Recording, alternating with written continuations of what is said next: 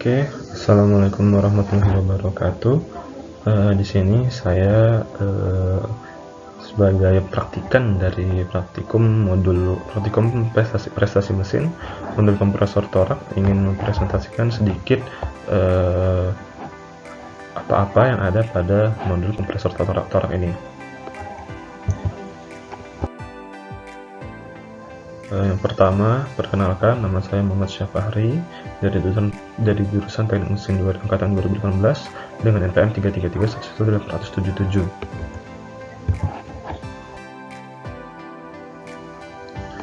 Nah, pada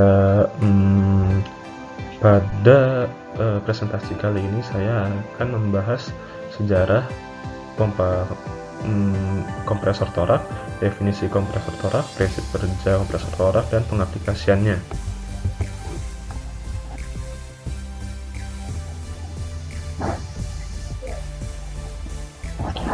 Selanjutnya ada pendahuluan.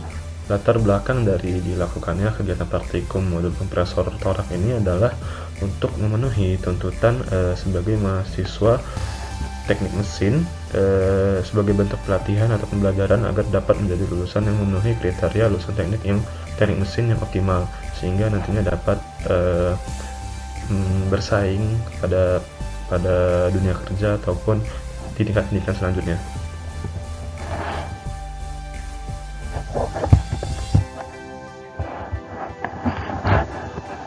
Kemudian ada sejarah dari pompa sentrifugal, di mana bermula dari tahun 3000 sebelum Masehi. Pada awalnya ditemukan kompresor kuno yang dirancang menggunakan mekanisme fungsi paru-paru manusia karena permintaan untuk kompresor udara.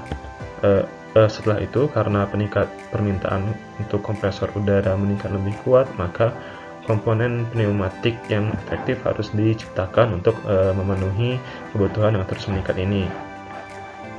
Selanjutnya mulai berkembang berlanjut tahun 1500 sebelum Masehi, terdapat sistem kompresor yang lebih canggih dengan nama bellow. Awalnya dioperasikan dengan tangan dan dikontrol dengan berjalan kaki. Kemudian sudah mempunyai komponen pneumatik yang lebih besar dan dapat membuat udara bertekanan tinggi.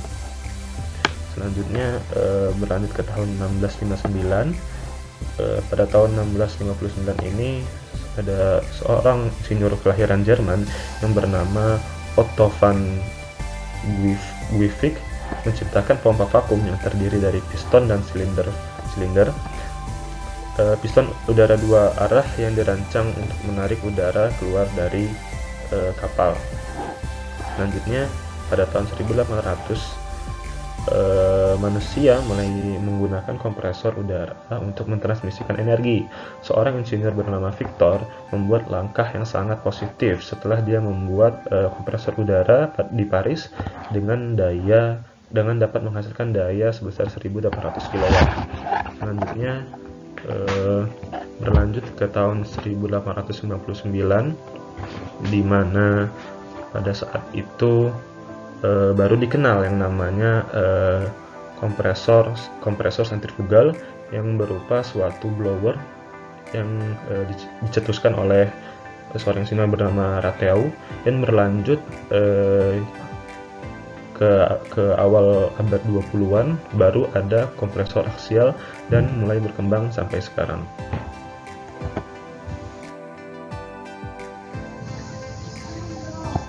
Selanjutnya kita masuk ke definisi kompresor. Kompresor sendiri merupakan mesin fluida yang dapat menambahkan energi ke fluida compressible, dengan artian dapat dikompres dengan tujuan untuk menaikkan tekanan. Dengan kata lain, alat mekanik yang fungsinya untuk meningkatkan tekanan fluida. Nah, jika pompa bekerja di mana tekanan di dalam kompresor itu lebih besar daripada tekanan di atmosfer, maka kompresnya disebut sebagai booster atau penguat. Dan jika kompres yang bekerja di bawah tekanan atmosfer, maka kompresor tersebut disebut sebagai pompa vakum. Bedanya kompresor dengan pompa ini adalah kalau pompa berfungsi untuk mengubah tenaga mekanis dari penggerak menjadi tenaga kinetis atau kecepatan, sedangkan kompres mengalirkan fluida gas untuk menghasilkan udara bertekanan atau udara yang dimampatkan.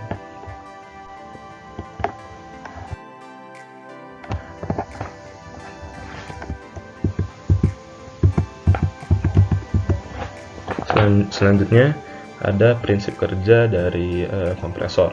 Kompresor memiliki prinsip kerja meningkatkan tekanan pada fluida dan keduanya dapat memindahkan fluida melalui pipa. Namun karena udara adalah jenis fluida yang kompresibel, maka kompresor mampu mengecilkan volumenya.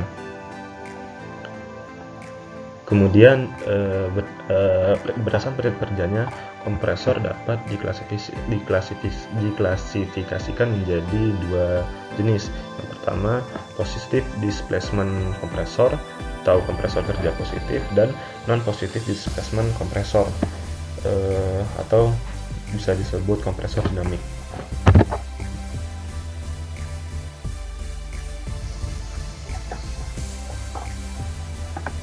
Selanjutnya klasifikasi dan jenis kompresor. Yang pertama ada klasifikasi kompresor berdasarkan rasio tekanan. Sebelumnya sudah dijelaskan berdasarkan cara kerjanya. Sekarang klasifikasi kompresor berdasarkan rasio tekanan. Yang pertama ada kompresor atau pemampat, dipakai untuk tekanan tinggi dengan rasio tekanan lebih dari 3. Kemudian ada blower atau peniup, digunakan untuk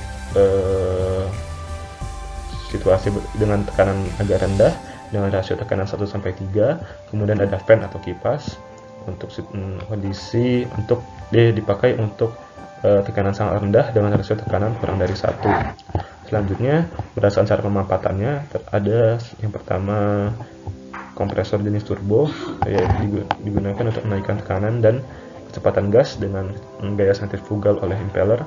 Kemudian ada kompresor jenis perpindahan yang dapat meningkatkan tekanan dengan memperkecil atau memampatkan volume gas yang diisap ke dalam silinder.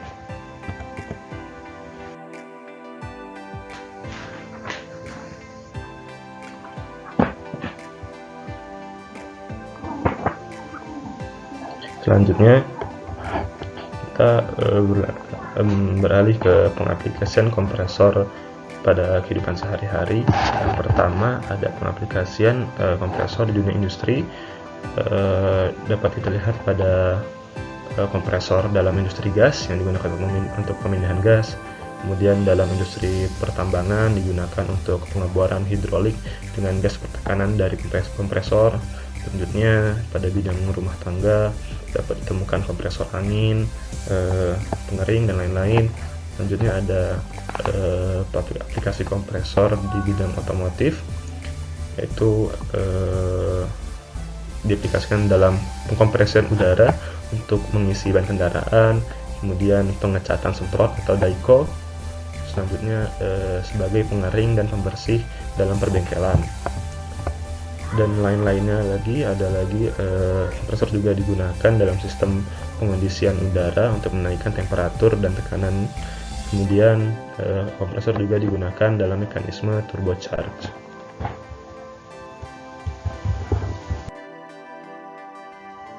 Sekian, terima kasih presentasi dari saya. Berikut saya berikan video perihal prinsip kerja dari kompresor.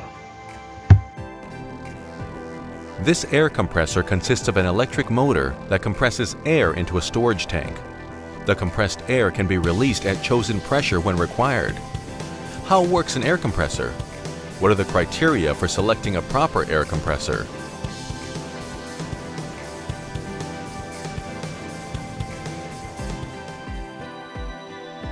Well, there exists a variety of different compressor types. Let's continue with an overview. Normally, the compressors used in the field of automation and workshops are the so-called positive displacement compressors. Here, pressure is excited when air is drawn in a chamber and the volume of this chamber is reduced. In this video, we want to confine ourselves to this type of compressors. Let's have a closer look at the reciprocating compressor. As the crankshaft turns, a piston reciprocates within the cylindrical housing. The inlet valve, also called suction valve, allows atmospheric air to enter the cylinder.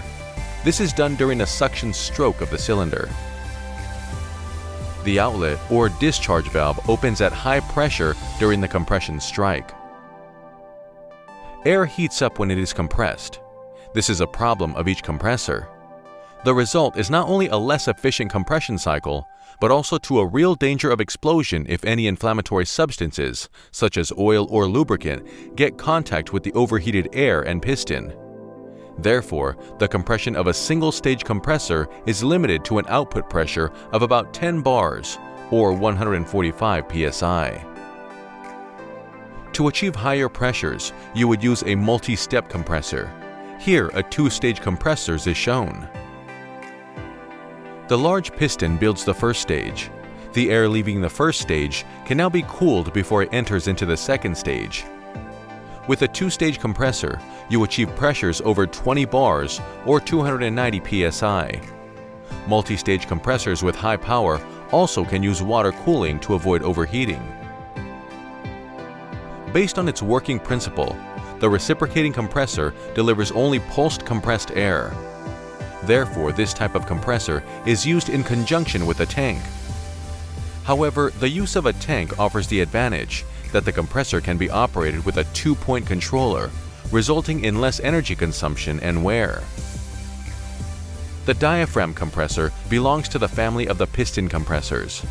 Here, the suction chamber is sealed from the piston by a diaphragm. As an advantage, the compressed air in the compression chamber does not come in contact with the lubricated piston, and thus can be kept free of oil. The weak point of a diaphragm compressor in general is its membrane itself, since the elasticity is limited. You would use the diaphragm compressor, for example, in the food industry or to fill divers' bottles.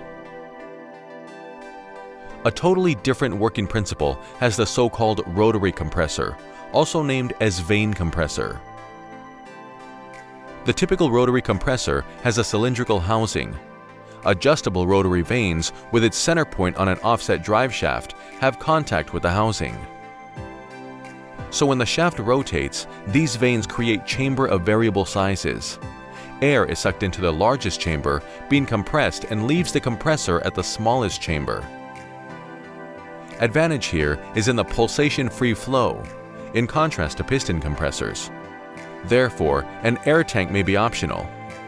In addition, these compressors are quiet and relatively insensitive to dirt. Typical applications are, for example, wastewater treatment, fish breeding aeration, dust collection, vacuum packing, and so on. Watch also our next videos.